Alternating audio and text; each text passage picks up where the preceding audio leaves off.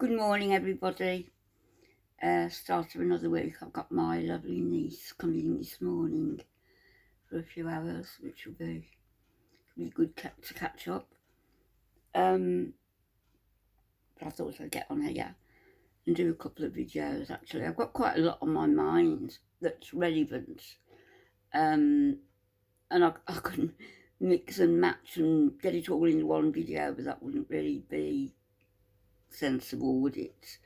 You know, things that are unrelated. We should just go on for a longer video and you'd all get fed up of listening to me. So I'm here with my coffee, my tissue, had my shower,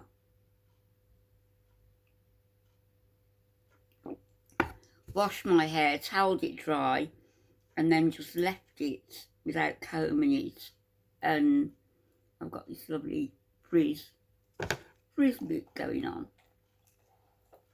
So let's get on to a little bit of YouTube drama.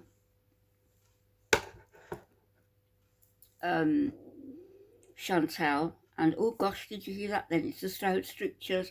Everything's happening to my body at once. I'm not joking, everything's happening. It's the precancerous cells in my throat and the throat strictures.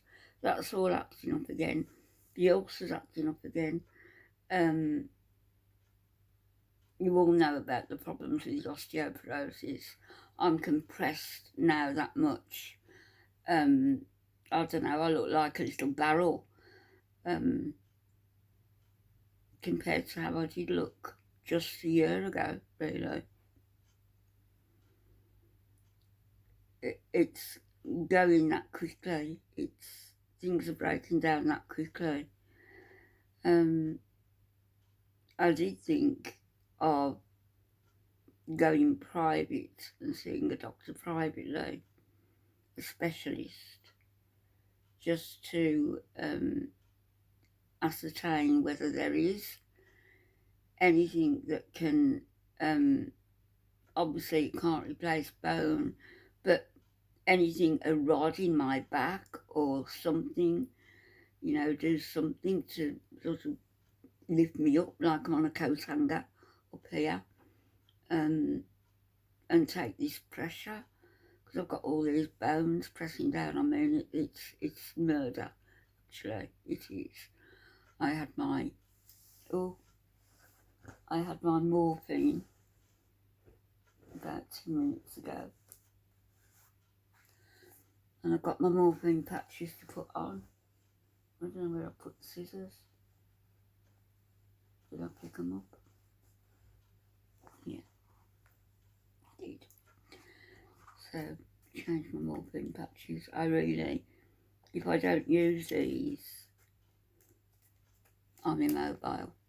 I just can't move. And it's a high dosage.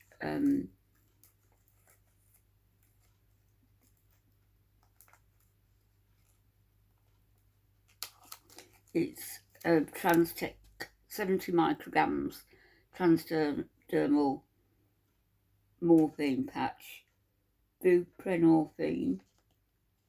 So I have 2 of those. I put 1 on each leg usually, which is what I'm going to do now.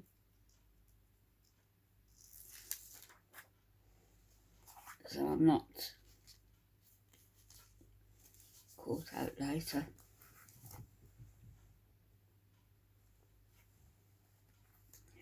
I wanted to say something about, not about my health, that can come later. I wanted to say something about what's going on with Chantal, Marianne, Foodie Beauty, and Marty, these Marty music. I first came across him a few weeks ago, and it was to do with Cyrax, but this was before Chantal inserted herself into that little conglomerate of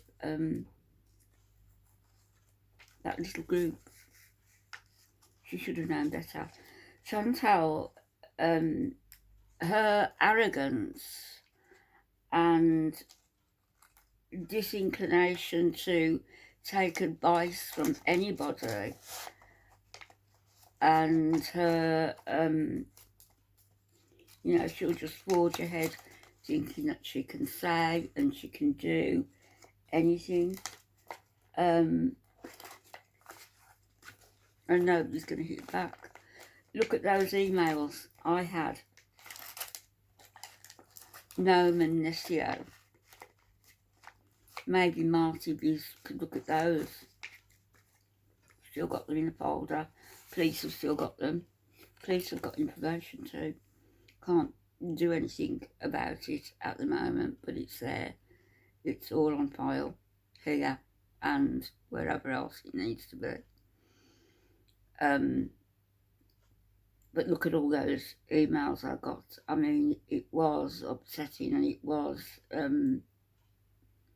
vile, absolutely vile, and unnecessary to speak to anybody in such a way. Look out your window at 3 o'clock in the morning. There's somebody in your garden. I know your address. All of this business.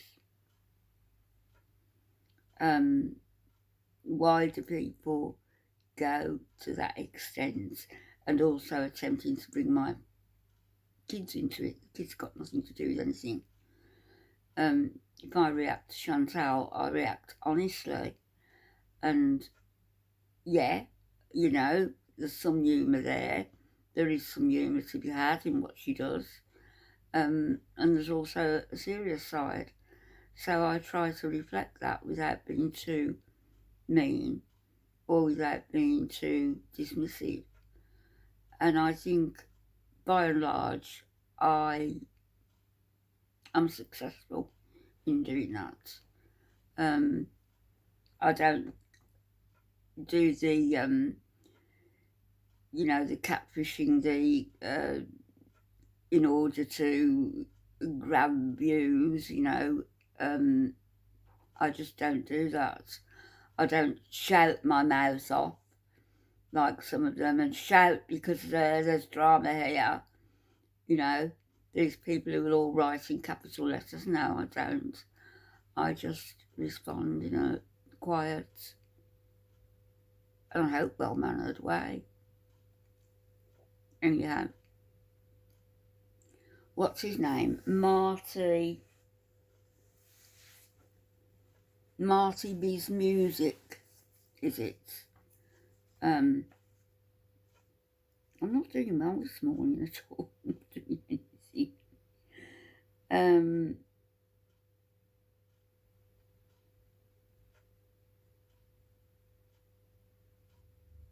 I know it's Marty, and I know it's Bees, and I know it's Music.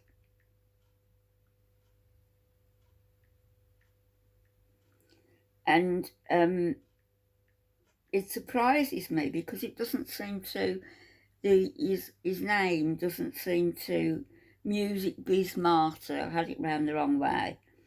Music Biz Marty, he's got 10.3 thousand subscribers.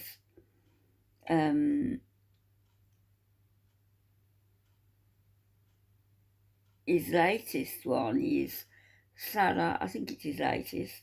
Salah is a gay foot fetishist, is he? I don't know.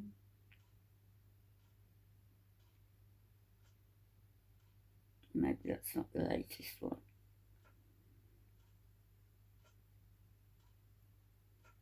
His latest one, is this it? 5 days ago. An alliance has been formed. Foodie Beauty, you're done. And the one from 8 days ago, I will punch you out too if you don't watch your step, lady.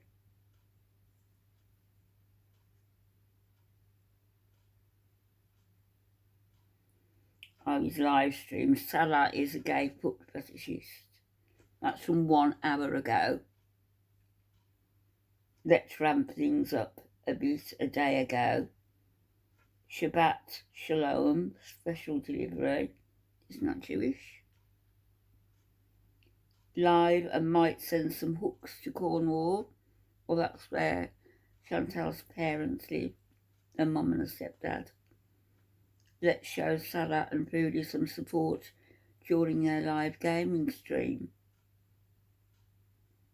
And then another one, F, this, C, asterisk, NT, bag.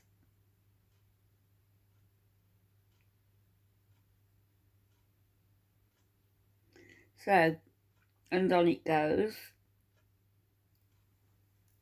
Quite a lot now. I don't think of myself particularly as a reaction channel, although I do react to her, so I guess in a way I do come under that umbrella. But Gore World at large, no, I'm not part of that nonsense. And all the hype, you know, leave it up to the real girls, like garlic bread and garlic bread and Yo Mama, etc., etc. But they're all jumping on this bandwagon now and laughing with glee that Marty is going after Boody's parents. You know, they're just, oh, did you see what he did? Oh, did you see what? You know, yeah, we would react to it, wouldn't we? And we would say something about it. But stop for a minute. Stop with the hyena laughing and stop with the hype that's going to bring your views in. And think for a minute. If you've done overseas and for some reason somebody took it into their heads to take a real dislike to you, and I know there's certain people in Gore World who have made an enemy or two. So somebody just took it into their head, oh yeah, it'd be fun to harass their parents. How would you feel if your parents were being harassed, your mother and your stepdad, and I guess going after your sister, I guess going after your aunt, you know, how would you feel? It's not funny and it's not right. And how is Marty or anybody that they might send there? I believe that a truck was sent to recover their car for some reason. Was it for, I don't know, pretend non-payment or something, but to tow their car away. So a vehicle was sent to get their car, and I guess they've got 2 cars, you know, both of them drive, and the aunt, she drives. So, you know, they could all have been out in one car, and by the time they got back, their other car could have been gone. Who's to say that Foodie Beauty's stepdad, Foodie Beauty's mother, Foodie Beauty's aunt, or anybody else in that family, who's to say they don't have a condition? Who's to say they don't have a dicky heart? Who's to say that a shock such as that wouldn't lead to complications with their health, with their heart? Who is to say it? I mean, Foodie Beauty's stepdad is of that age now where men tend to get, well, all sorts of problems cropping up, and somebody coming to tow his vehicle away, or their vehicle away, that could just be the trigger that brings about a very serious problem. So I would say to Marty, please think twice about what you're doing. Your beef is with Foodie Beauty, not her parents, not her aunts. And can we just stick to the core of what everything is? You know, we've got Foodie in the centre, and like bees to a honey pot, everybody flies to her for that honey, for that information, and then they use it, they comment on it, they elaborate on it, they make assumptions about what she said, and they have fun doing it, and no harm is done, unless, you know, they overstep the mark. She overstepped the mark with me, with all them, with all those emails, very much so. And, you know, other things that's been done. Missy Moo. Missy Moo, she's another one. Hey Marty, she's one you might take a look at. Missy Moo was Chantal's gopher. She was Chantal's lapdog. She was also Chantal's Rottweiler. She would both suck up to Foodie like a little lapdog, wanted to be in her skin, and she would go all out to attack anybody, i.e. me, a lot of the time, who spoke out about Chantal. You might take a look at Missy Moo. She's gone quiet. She's keeping her head down because she's just a big-mouthed coward who doesn't have very much else to say. Foodie was her life. And I'm not joking, even though she had a husband, a long-suffering husband, kids, animals. Oh, she was a hardcore Foodie fan. You might take a look at Missy Moo, but please leave the extended family out of it. It's not fair. And as I say, you don't know whether they've got certain conditions whereby, you know, somebody turning up with a tow truck is going to just tip them over that edge. Please think twice about it. I'll be back with another video.